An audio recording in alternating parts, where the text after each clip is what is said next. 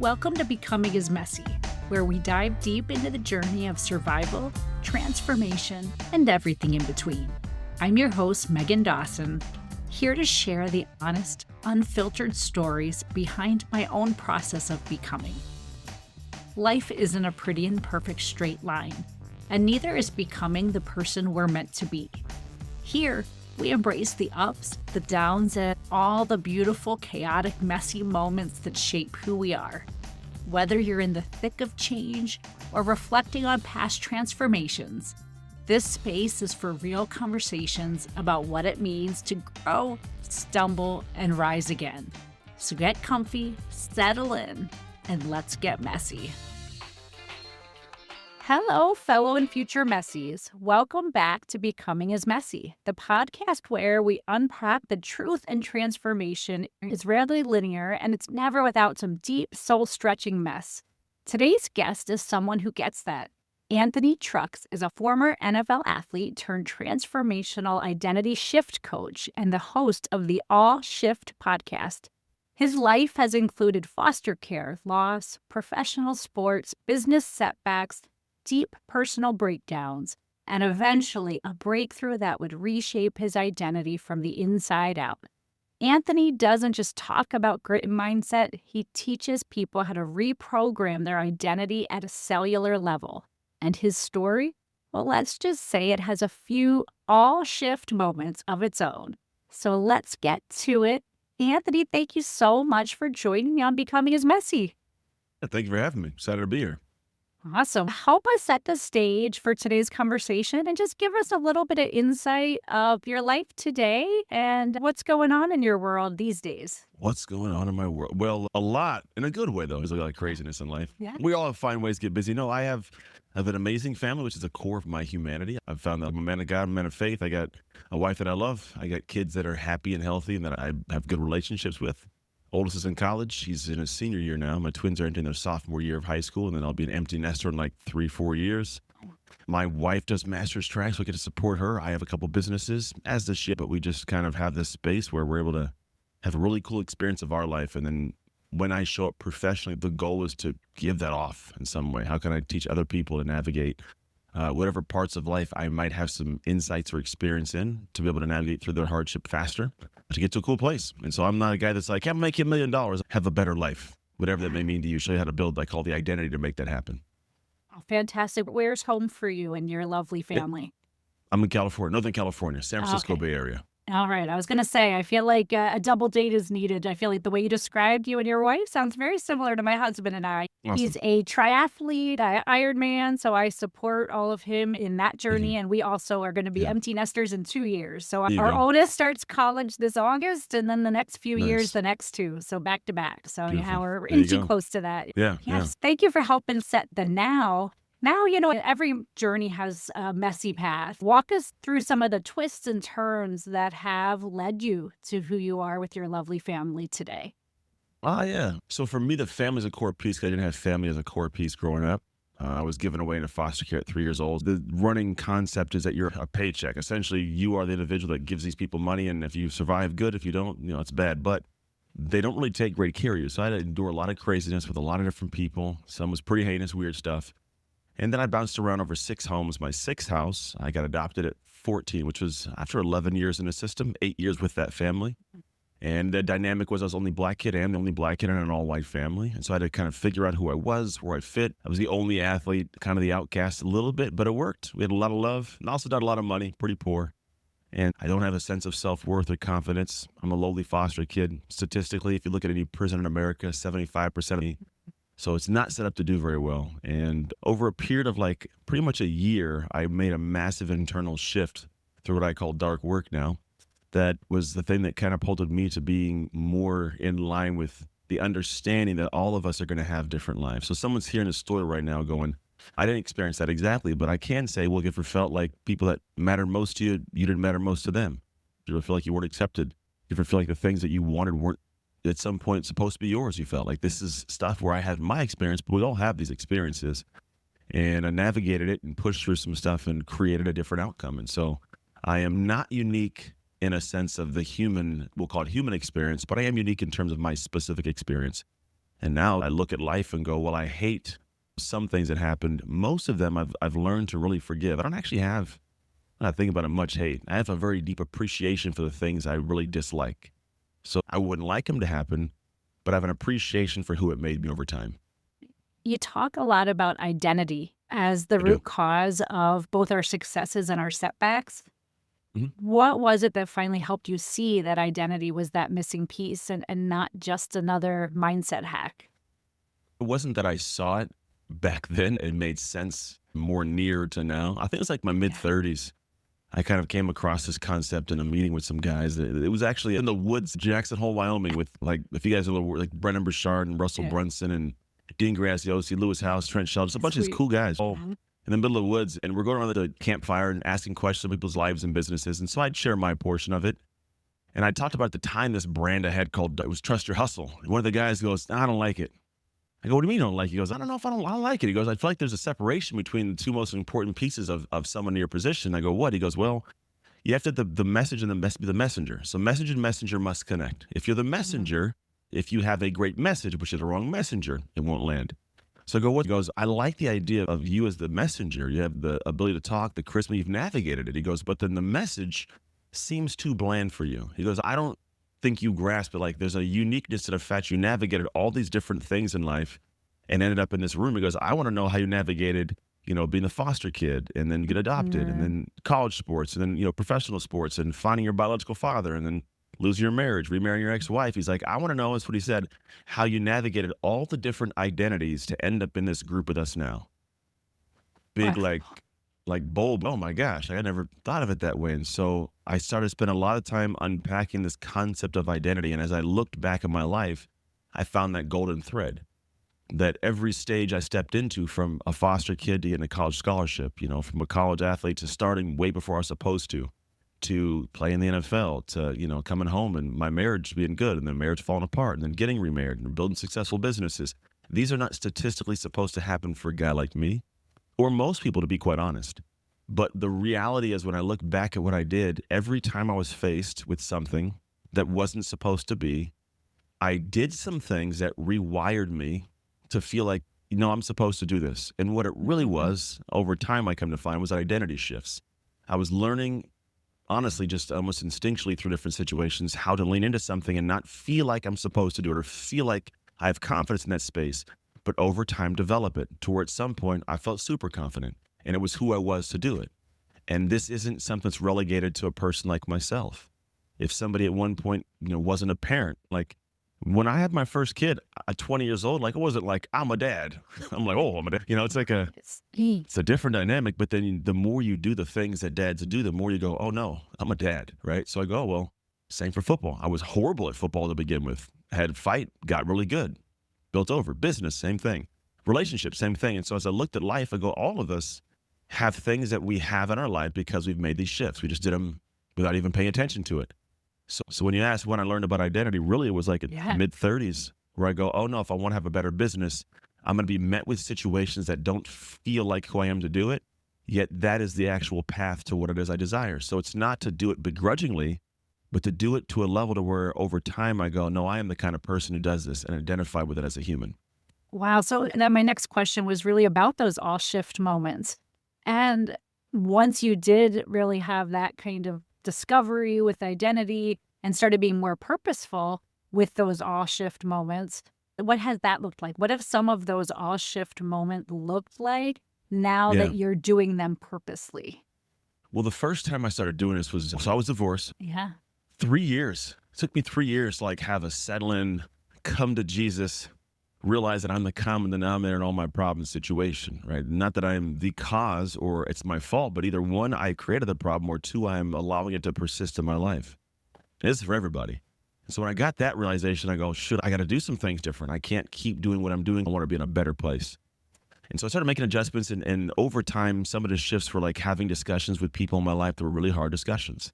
Owning the fact that I am the reason why my businesses weren't doing well, and realizing that while I had information, the information wasn't the issue. It was, what was I doing with the information? Who was I? Was I wielding the sword of the insights properly? I've had some moments where I've lost friends and I've lost money and then gained friends and gained money. I've It's just a natural aspect of going through different things, but going through them with a perspective that's different than it was, or at least looking back on them and going, oh, this could have been done differently. And then in doing so, what it really did is it gave me an ability to look to my future and pursue things with the right mentality, which is all of us have a desire for more. You probably want more downloads and more great guests on your podcast. Exactly. There's people that want more time. They want more joy. They want more relationship connection. They want all these things that are more. And it's this thing where I don't believe you can attain or sustain that more. And you can't attain or sustain anything above your current identity. And here's why I say identity. We haven't even said this. I believe it's who you are when you're not thinking about who you are. Yes, I love that. Natural habits, patterns, instincts. Well, it's just how you flow. That's Yeah. what creates your life. And so for us, when we just operate without thinking about this, I want this thing, but what I'm doing won't get that thing. So I have to elevate all those aspects. And so for me, that's going to be the intentional piece. When I want to make more, have more, I must elevate and become more. And the more happens through an icky, gritty, discomfort, ridden journey. I call it dark work. It's the work in the dark. It's unsexy. It's ridiculed, misunderstood, but it allows you to achieve something, but more so, you internally become the kind of person who achieves at that level. So when I look at wanting to make more revenue in my company to create more freedom and more opportunity for my family, you don't just wake up one day and go, all right, more money coming to me, and it starts raining down. It's like, Yeah. what do I like? I have to learn new things, try new things, and push out. If I'm faced with a lot of things I don't want to do, I got to hire team, and I got to train team, and I got to delegate, and I got to handle when they do a good job and when they do a bad job, and all these back and forth. And so if I could bring all this to a culminating statement, we all always talk about growth, but no one really talks about what growth is. So for me, growth is a growth of your identity that is actually naturally able to show up and do what it needs to do to get what has to get done without burning out. You're not burnt out. You're just trying to attain something above your current identity. You're not there. I heard you say on a previous discussion, that transformation isn't hard, that it's painful. And I think that burnout state that you're talking about is a lot of times when it just gets too painful. And a lot Yeah. of times that's where people give up, kind of like at that pivot point where Yeah, it lasting is. change actually could come. But it's like you have to go through it to If you be think able to about get it, to that. yeah, I remember Arnold Schwarzenegger. Of course. Arnold Schwarzenegger used to say, the set doesn't begin until it starts to burn. That's such a Right? good And so quote. when I look at the idea of, like a moment ago, you mentioned to a cellular level, where I talk Yeah. about this is, if you think about the way our cells work, especially muscle cells, Yep. I have to get those to a level of burn. I Yeah, need to go to that's the so point where true. it burns and it's difficult and it's hard. And then once I get to that level, if I can't do it anymore to stop, I'm going to be sore for a little bit. It's going to be difficult, but I come back bigger and stronger, faster, better lungs, Exactly. right? So even your body naturally does this thing that your psychological mind must also do. Wow. So, think of the people that do go that rebuild that cellular level and evolve their identity. At that point, is that your embodiment of peak performance? And how would you describe kind of peak performance in your world? Yeah. So I believe we all have different areas that our identity shows up in different ways.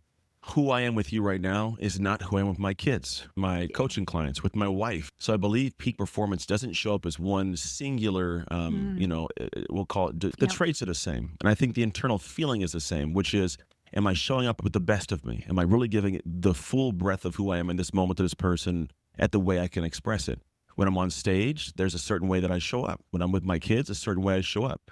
And so peak performance is, I think, the ability to operate on all cylinders, knowing that when I stop and I sit back and I review that I can go confidently, I gave what I had. Really, it's not an accident. But a lot of folks have regret because they will sit and look at that moment and go, I didn't actually give my all to that day. I didn't actually give my all to that workout. I kind of showed up and I didn't actually get the outcome. And so if you have that, the idea is to go, all right, I got to push myself uncomfortably just a little more than I think I can to where I have pride. And pride's a key word here, not in a biblical, what would you say you're most proud of in your life? You've accomplished, achieved, do, family, for whatever. What would you say it is? For me, it's being a mom. Raising little humans and seeing There who you they go. become is the best. Most proud Right? of that, for sure. How absolutely effortless and easy is that? That is certainly neither of those things. And I got 3 kids. I know what you mean. The thing that I am most proud of, it has been the hardest thing to work. Yeah, It's the that's hard. so It true. challenges me the most, build Yeah. the most, but it gives me the most pride. The rest of the stuff in life. So when I look at this identity shift stuff and I'm saying, do I give my full energy to my peak potential? It's, did you give the energy that you're proud of the outcome later? You're proud of who you are later. Because if you Yeah. can't operate at your peak, and until you start feeling that at the backside, there's more room to build, more energy. Where hmm do you recommend people just get started to help Yeah. get Well, unstuck there? there's a lot of things I've looked at for that. Me, I'm a Yeah. process guy. Yeah. I would be doing a disservice to the world if all I did was talk about this idea of what you're supposed to do, where you should be, what it should Of feel like. course. And we have created as a company many tools. We have assessment tools we do. If you go to darkwork.com, you can actually take the dark work assessment. It'll present to you one of 4 identities you are, and then it will explain to you what your next step should be based on where you're at currently. But I will say this overarchingly, you have to be able to pull back the ego so you actually give yourself permission to improve in the area that's most important for your progression. It doesn't mean you'll like it. In fact, you probably won't. That's so What true. most people do is the ego, I call it everyone's greatest obstacle. When somebody gives you feedback, you got kids, I got kids, I'm telling them to do stuff all the time. They go, oh, I don't want to do that. I don't need any help. I'm like, okay. And so in my head, I go, it's your ego, right? And when the ego rears up, the ego won't let insights in because it stands to tear down and take, a little bit away from the ego and the status. When you have actually climbed to a certain level and you have some success in an area, you don't realize there still could be 8 other areas you are struggling in. That thing is so adamant, it doesn't want to feel the pain that it won't bring down the castle gates to let the rest of the insights in to improve it. So you go like, I'm a successful business owner. I don't need any feedback from you. Your wife hates you. Yeah. Your And body. What are you talking about? No, I'm yeah. good. I'm glad you're making more money than me, but I get to spend it with people that love me. Yeah. Right. So I don't say that to people often, but the idea is if the ego can come down, you can actually embrace and accept it. You'll find out that there's a great area where you can pursue something that'll actually make you feel better, make progress. So listen, the idea is to ask somebody in your life a simple question. And you have to let them know, I am open to hearing your answer, even if it may hurt my feelings. You got to give that preface. Yeah. And what you do is you say, can you please tell me something about myself that you would improve to improve my experience of my life? That's a great question. Yeah. Could you please tell me something about my life that you would improve, Yeah. that you think would improve my experience? So So, good. Yes. What I love about that is, yeah, no. it's What something would that you do I for can me? improve to improve my life, to Because improve my experience. I how feel like many that people is do a you great know? question. A lot of folks that I know in my life, I see their lives and I go, Yeah. I love you, but I don't feel like telling you what you need to hear because I don't want to be in an argument right now. So, hey, Yeah. get the next beer.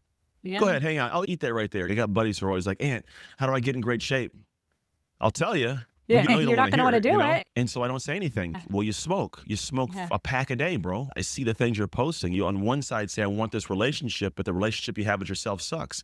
And I'm seeing that. I can't tell him that though. I just have to watch him and go, oh, yeah, whenever you let me know. Because I don't want to be in that position to make that person feel that way. And so when you open the gates and let somebody do that, there's this great statement by a guy named, I think it's Tim Murphy, and he says, it's hard to see the label when you're inside of the jar. And It's so what so I'm asking true. is for someone to give me the label. I can Yeah. actually open my mind to that and go, oh, great. That's why my jar isn't full of greatness, because the label says you procrastinate, you're unhappy, you're a pessimist, you don't communicate well, you wall off, you're lazy, whatever it may be.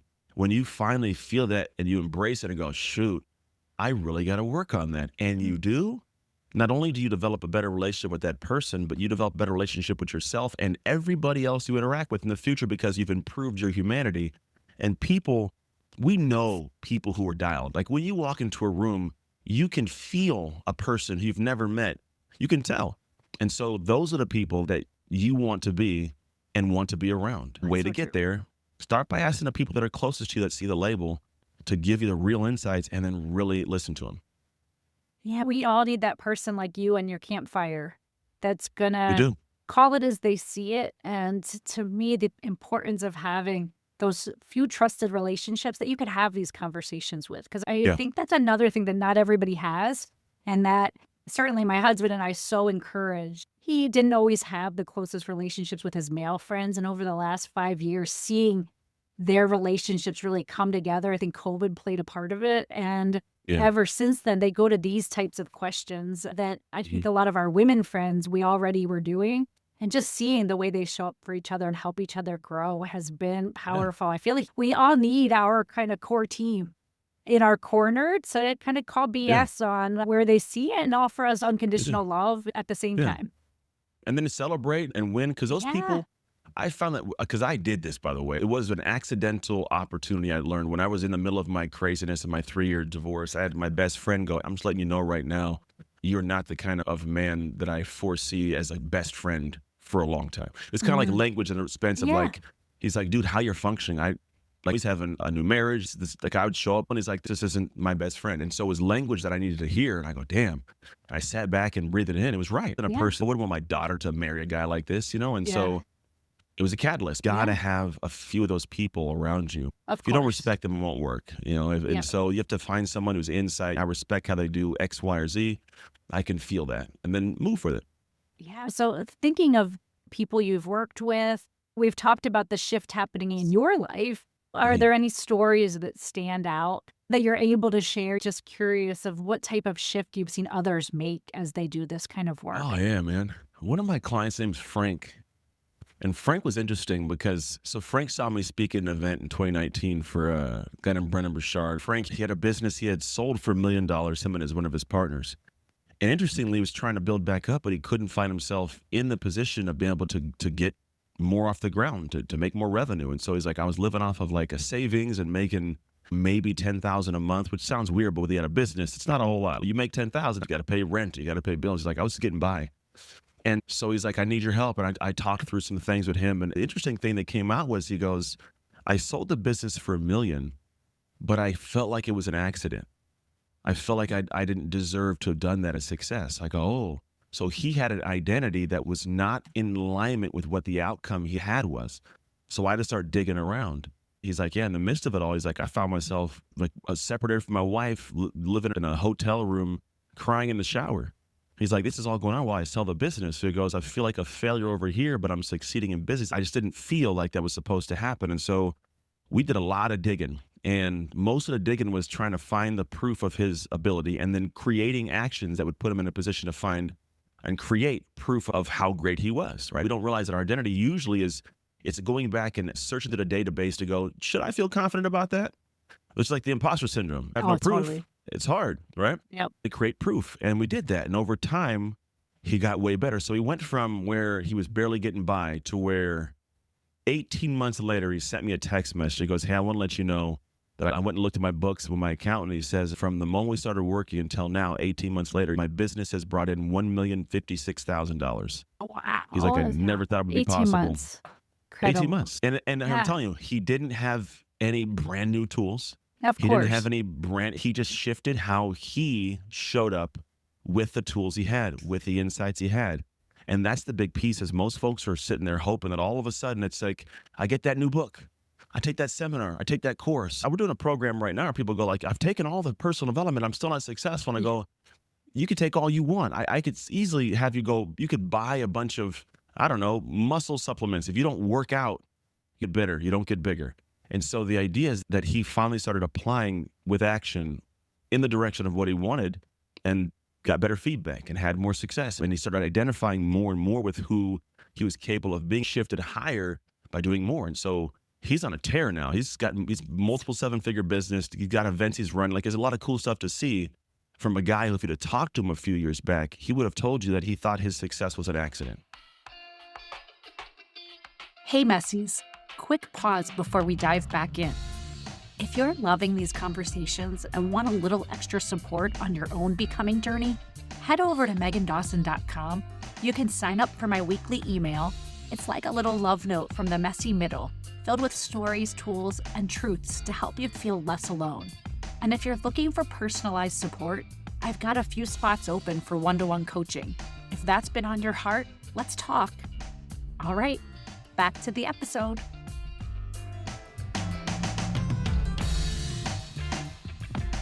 I feel like what theme I'm hearing that cellular level change is often that feeling of worthiness.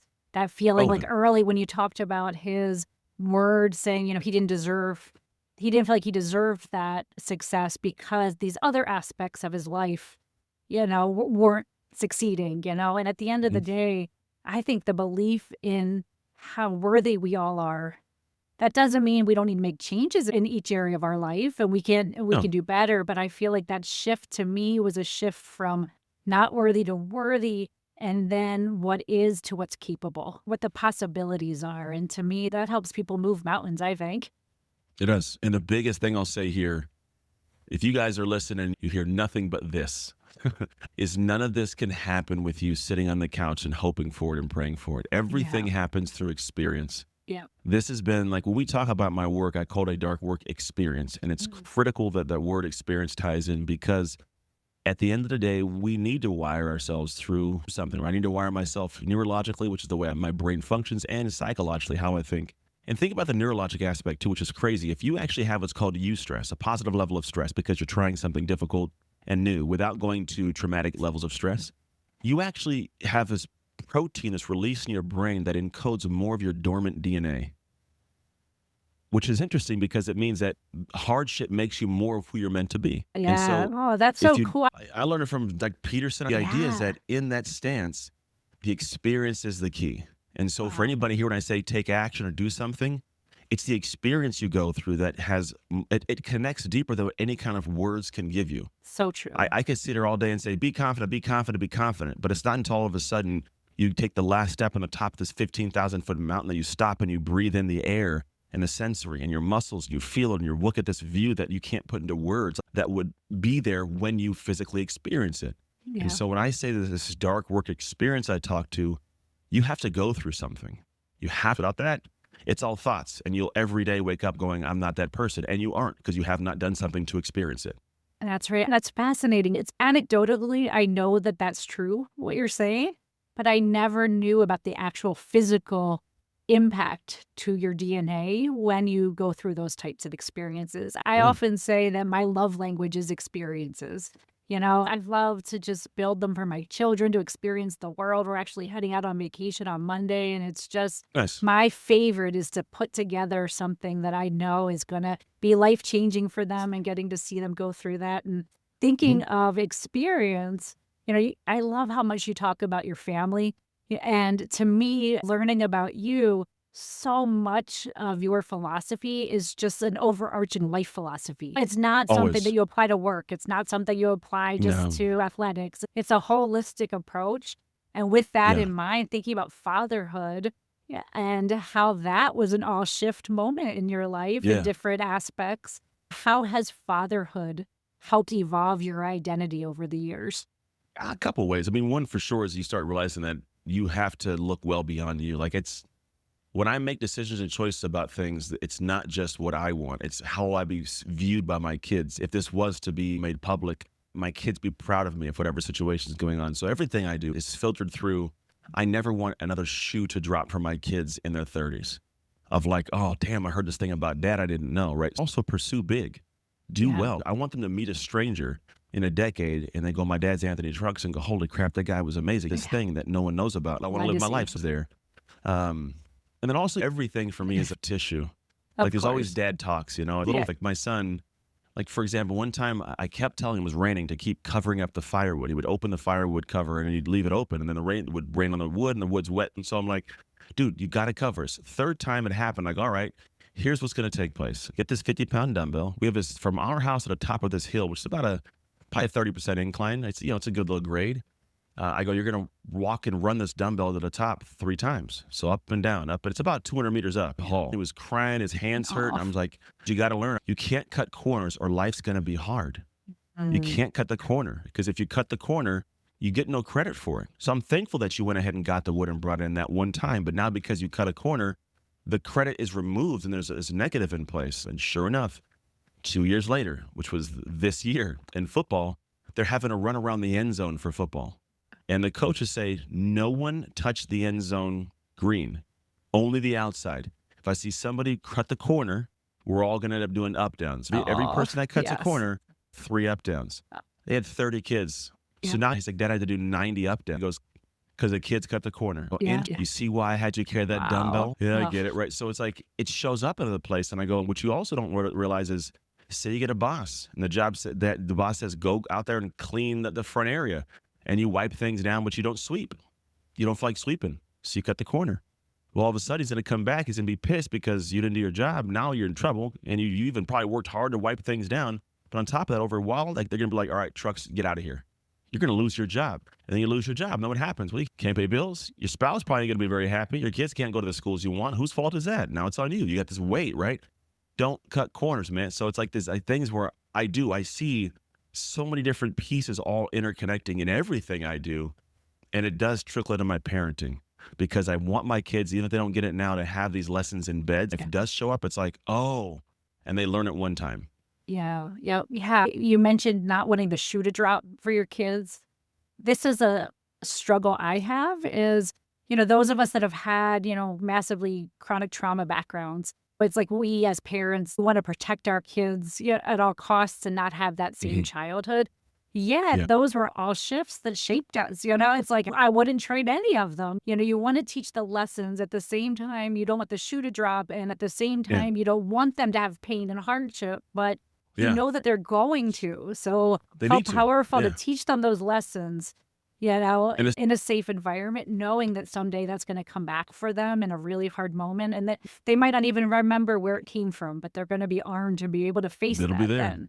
Yeah, Right? it I really think is. that's part of You can't rob the kids of a hardship is one of the things. So I it's have to hard, concoct right? because my Yeah. hardships that built me, I would never want my kids to have to endure the beatings, the starvings. Yeah. But there's lessons they can learn. I Yeah. have to create the difficulty. I can create Yeah. weird ways to do oddball things, but they get the lesson. What about your marriage partnership?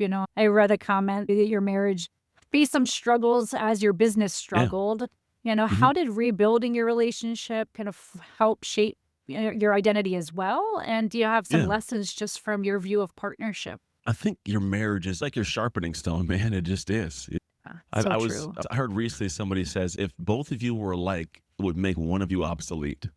So Oh, like the yeah. idea is like you have to have the tension, the opposition. It's just the nature of it, and it makes you better. Yeah. Marriage is the constant mirror with somebody who you've chosen to be able to hold a stance equal to you and share what they have to share. And you may not like it, but it helps you get better. So my marriage has been a humongous catalyst in my human growth. It was the reason why like I got back to a position of going, I want to be a great man. Because it was like we got back and got remarried after 3 years. We're almost 9 years deep in the remarriage. It wasn't because I wanted my kids to have their parents together. They weren't even a thought, to be quite honest. It was really just, do I want to be with this person? And I did, but I also knew that it was going to be difficult. Like there's this because it was already hard. I know marriage is hard. You don't really understand what marriage is hard means until you're in the midst of it. An argument over somebody didn't put the dish in the right spot Oh, turns yeah. in about the car, and well, you never massage my feet. Yeah. Where are we at? And then we don't talk for 3 days. It's just Yeah. like wild. But I have a choice. I can do this with a future leg out and be waiting to evade, or like I'm experiencing this, but I'm not going anywhere. Yeah. I'm not going anywhere. How do I figure this thing out with this person? And so it forces you to figure it out. And if you can navigate that relationship, you can do it in business. You can do it in parenting. And so my marriage is one of my greatest classrooms. And I learn a lot Wow. there. And I fail tests and then I pass tests. Yep. But in doing so, it's what gives me the space and ability and confidence to do what I do in this world. Like right now, I'm here talking to you, right? I don't have to worry about having to find a mate and fix my marriage and do stuff. But when you do, you can't be focused on a vision or a dream. So people think I finally go, I don't want to be, bogged down by my old ball and chain. I'm like, well, if you use language of ball and chain, we can't be friends. I'm not on my Yeah. ball and chain. She's Right. dope. But I find I'm more free to explore and do things Right. with a marriage.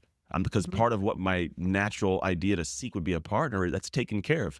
Is there work to maintain that? Of course. But I'm not going to go meet the parents and meet the cousins and talk about my life and got to take this extra work I'm going to do so I can focus on the business. I can build this thing. I can be a great parent. I can, so it's like the freedom in the confinement of marriage is pretty cool when you actually have a Mhm. solid marriage. I love that quote. The freedom and the confinement of marriage is actually cool. And I think that's an important message. That's how I feel in my marriage. But before I felt that, I didn't think that was possible. Yeah, I too thought that it was totally going to get it. be too constricted. That was a big fear of mine. We all likely have like a stronger fear of either abandonment or being contained. At any given point, we likely have one of those fears.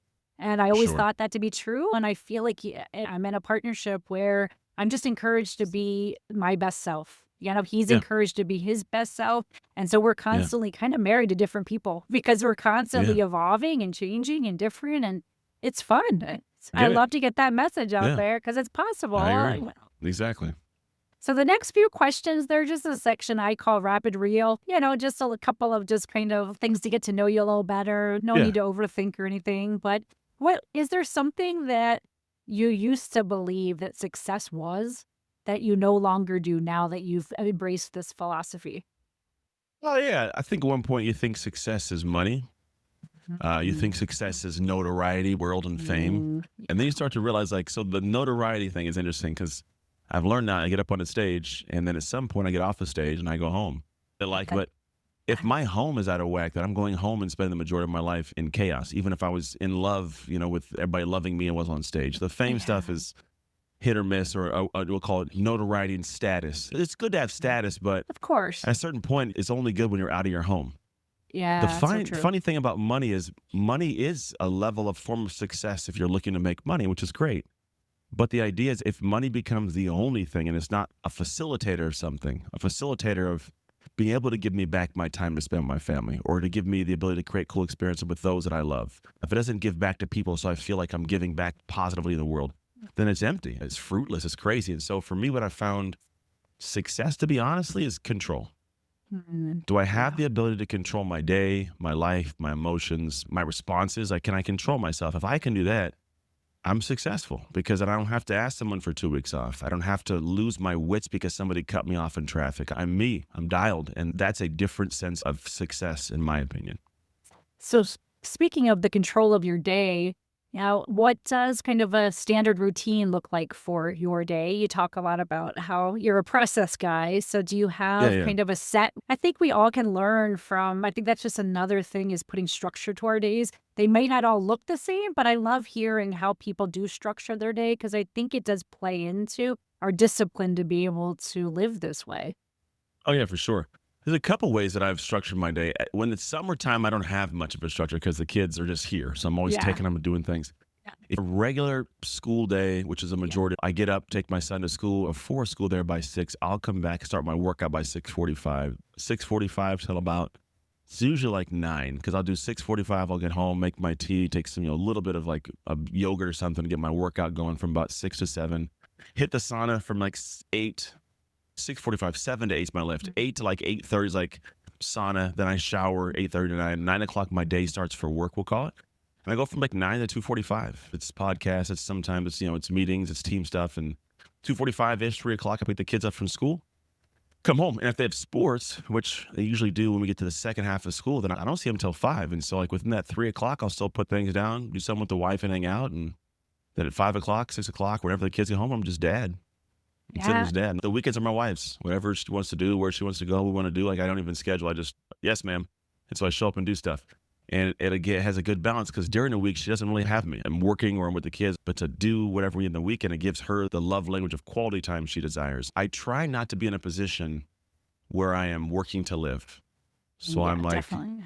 I really enjoy the work I do, but I keep it contained, organized, and structured to where I'm not putting it down and thinking about it all day, but I'm also making progress. So I do make the income to make a great impact as an example to my kids and make the time and money to be able to spend time with the kids and the wife. So cool. Like, I think back to so many of the things we've talked about and the things that people want to be, but they're not taking Mhm. the action to be that. And I think of the quote that we are what we do, we are where we Yeah. give our time. And to Yeah. me, how you just describe where you invest your time, to me, aligns so much with the bigger picture things you've talked about who you want to be and who your identity is. So I feel like that's Oh, for always so neat to hear how people spend their time. Is there anything that your younger self would be surprised about in your life now? younger self. Yeah, pick a time in life. Pick a time in maybe one of those harder periods of life. What would he?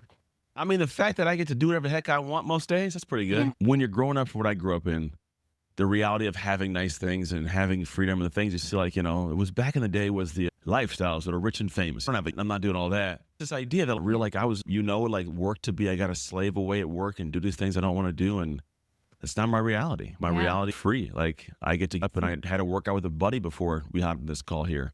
Then I'm chatting with you. Then I get to coach my clients as soon as we're done with our time here in a little bit. Yeah. And then from there, I have time to just work on whatever I want to work on. Later, I'm doing a program, doing some live training for some folks, and for me, it's fun because I get to choose what I want to do, and if I don't want to do it, I don't got to do it. And then in doing so, it creates a cool outcome for me, for my experience of life. And then I'm a variety guy. If I had to do the same thing every day, it would drive me insane. And I don't have to. And so it's a beautiful thing that I get to choose what I want. And they say it's a beautiful thing to get tired doing a worthy task of your choosing. Yeah, like to me, that's flow, when Yeah. you're just exhausted doing what you want to be doing. That's the best. Yeah. Is there a mantra or phrase that you come back to when things are hard? Smooth seas never made skilled sailors. Oh, yeah.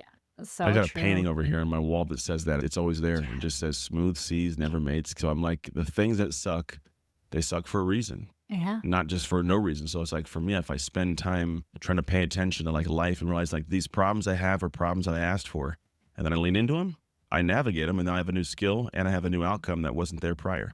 Yeah. So I have one more question to ask, but before I get to that, just Yeah. let our listeners know how they can connect with you and your work. And I will also share all of that in the write up for the episode. Yeah, if you go to darkwork.com, you find a lot of stuff of what I do there, how it works, how this whole identity stuff unpacks and unfolds. That's the best place to go. Awesome. Well, thank you so much. It's been a pleasure getting to know you. And As just well. one more question for you. Yeah. Some of our listeners, they might be right now in their messy middle, low point, waiting for their all shift to happen. When Yeah. you found yourself then, if you can think back to those moments, is there a piece of Mhm. advice that you wish would have come sooner? Yeah, borrowed joy. Mm, So here's the thing. It's usually when we're having funky joy. things in life, we don't want to be a burden to those that are around us, Yeah. so that are happy and joyous. I've never had somebody come to me in a dire situation and me go, oh my gosh, please don't burden me with your downtrodden sadness. It's not how I function. I feel honored that they came to me in a time of need. And so for us, we have these relationships we've built and we don't want to burden them. But then what we do is sit by ourselves quietly and just battle this, where I go, no, if you are low on joy, go around someone who has it and borrow it. Intentionally, I say borrow because I'm going to get it from you. I might have to give it back to somebody later on or give it to you at some point. But I need to borrow your joy, because if I come in here with a 2 and you're a 10, I'm going to level up. And Yeah. there's no way I'm going to. That's why people go like, let's go hang out. What are we going to do? I don't know. Or we're going to go, let's go fishing. Come on, man. Just throw the line. Look, you got a fish up. It's just, you find a way to level up. But if you weren't around that person, you'd feel sad. So when you're in those funky places, be around those who are more joyous. I love it. Borrow joy. Anthony, it was so great to meet you. Thank you again for Me too. being here. It's a pleasure. Yeah. Same. Before we wrap today, I want to invite you to be part of the Becoming is Messy community. Subscribe to the podcast so you don't miss a single episode. And if there's anything that resonates with you, please leave a review. Your feedback means the world to me, and it helps other people find this community. Follow me on social media. I'd love to hear your ideas for future topics, your questions, and stories from your own messy moments. And if you're feeling inspired, check out the Becoming is Messy shop, where you can grab a mug, a t-shirt, or something else that reminds you to embrace your messy magic every single day. A huge thank you to the incredible Wolves and Sheep for providing the music for Becoming is Messy. Check them out on your favorite music streaming platform. As we close out today's episode, remember this: messy is just another word for growing. So keep showing up, keep laughing, and keep making beautifully awkward progress. Until next time, stay messy, my friends.